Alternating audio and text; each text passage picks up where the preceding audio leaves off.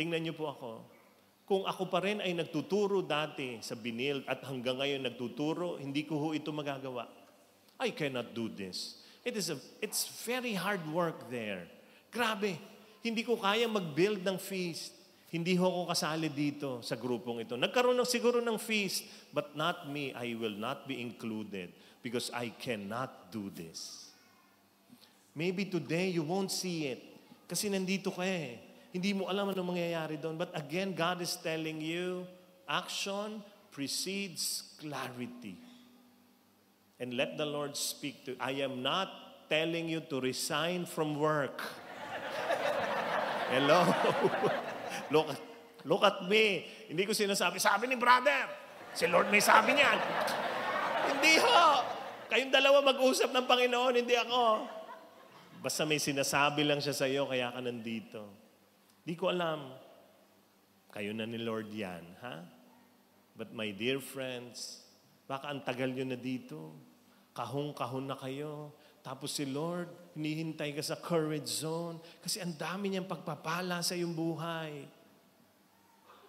Move into your courage zone. Tapikin mo yung katabi mo, sabi mo, move into your courage zone. Let's all stand, brothers and sisters. All success is found in your courage zone. There is another representation of courage zone. It's scarecrow. Kaya naglagay kami ng ganyan.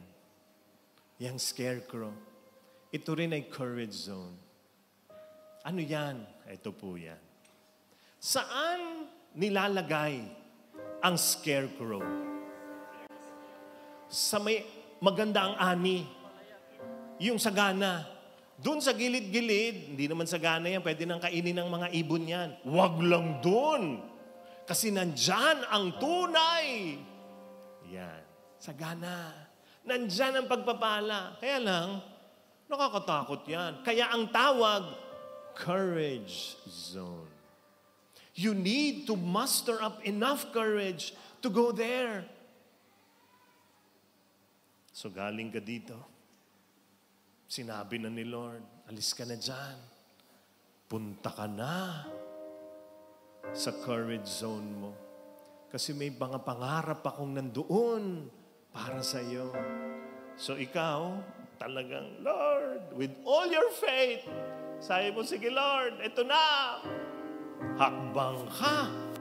Paglabas mong ganyan. No. Hindi pamilyar to eh. Bago to eh.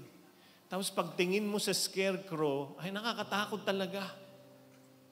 Pero alam mo, the Lord is telling you, all your dreams are there. So go. And you go. You walk. Tapos, ang dami mong pangarap. Sabi mo, ang pangarap ko, Lord, simple lang naman. Katakot. Gusto ko, Lord, magkaroon ng bagong kotse. Simple lang. Sabi mo nandito, sana hindi gumalaw ito. Baka biglang gumala. So kinapa mo, at alam mo, nakita mo,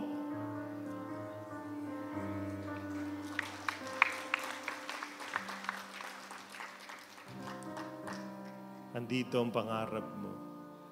May trip to Paris pa. Yung pangarap. Meron ka pang isang pangarap. Ano naman? Lord, nakakatakot ito. Pero, gusto ko ho talaga magkaasawa. Alis ka sa comfort zone. Lapit ka sa courage zone. Tapos, kinapa mo. At alam mo, nagka-wedding ring ka. Uy! Grabe, no? Natuloy ang pangarap mo. May pangarap kayo mag-asawa. Sana, magkaroon kami ng anak. Pero sabi ni Lord, labas na kayo dyan. Subukan mo. Live in your courage zone. At ang lakas mo, anong ginawa mo? Di binigay din ni Lord ang anak niyo. Diba?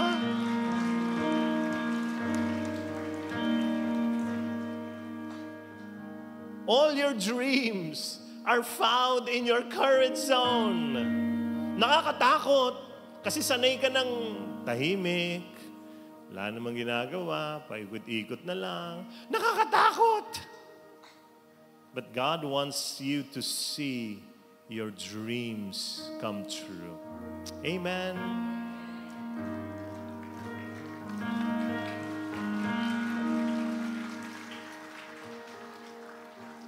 Pero ito maganda. Di pa tapos. Kala mo, pag galing ka dito, papuntang courage zone, mag-isa ka. Hindi yung totoo yun. Pagbaba mo dito, bagong buhay, bagong zone sa buhay, ay kasamang-kasama mo ang Diyos. Hindi ka niya iiwan. And once you see your dreams come true, He will celebrate with you. Napakadaming sinulat na pangarap ang Diyos sa inyong mga puso. Napakadami. Pero dito niya ibibigay ito. Hindi doon. So tama na. Mga anak ng Diyos, bangon na. Kasamahan ka niya magpakailanman. Jesus will be with you in your journey to your courage zone. Amen. Close your eyes, bow down your head. Holy Spirit, complete your message for us today. Meron kang mensahe, meron kang sinasabi sa amin, kumpletuhin mo, tapusin mo ang salita mo sa bawat isa sa amin dito. Lord, I pray for my brothers and sisters. Speak to them. Speak to their situation right now. And just make it very clear so that they will know where you want them to go. Brothers and sisters, just surrender all your concerns to God. Surrender now your dreams to Him. He will walk with you. He will journey with you. God is here. Thank you, Jesus. Thank you, Lord. And as you surrender, as you trust in Him, as you walk together with Jesus, worship Him. Worship Jesus.